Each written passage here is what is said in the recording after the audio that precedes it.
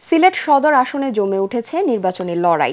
এ আসনে জামায়াতে ইসলামের দাঁড়িপাল্লার প্রার্থী হাবিবুর রহমান ও জাতীয়তাবাদী দল বিএনপির প্রার্থী খন্দকার আব্দুল মুত্তাদির সমান তালে চালাচ্ছেন প্রচারণা। ভোটাররা বলছেন, পূর্ণভূমির সার্বিক উন্নয়নে যিনি কাজ করবেন তাকেই বেছে নেবেন তারা। সিলেট থেকে মনির হোসেন তপুর রিপোর্ট। সদর এবং সিটি কর্পোরেশন মিলে গঠিত সিলেট এক। আসন্ন জাতীয় সংসদ নির্বাচনকে সামনে রেখে এই আসনে প্রচারণা এখন তুঙ্গে। এখানে মূল লড়াই হবে জামায়াত এবং বিএনপির প্রার্থীর মধ্যে। শিল্প কলকারখানার অভাবে বেকারত্বের হার এখানে অন্যান্য জেলার তুলনায় বেশি। একই সাথে অনলাইন জুয়ায় আসক্ত সমাজের একটি অংশ। এই সমস্যাগুলোর সমাধান করার প্রতিশ্রুতি দিচ্ছেন প্রার্থীরা।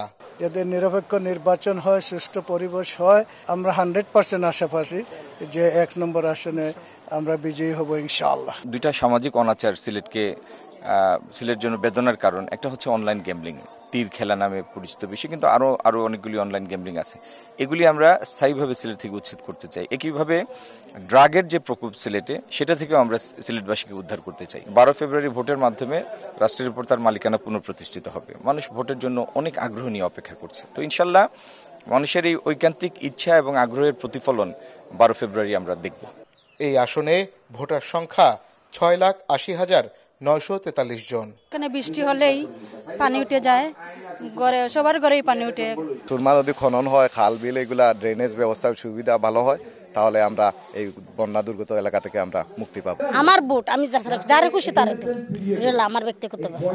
ইসলামী আন্দোলন বাংলাদেশের মাহমুদুল হাসান, বাংলাদেশ সমাজতান্ত্রিক দলের সঞ্জয় কান্ত দাস সহ মোট 8 জন প্রার্থী রয়েছেন এই আসনে। মনির হোসেন তপু, ATN বাংলা, সিলেট।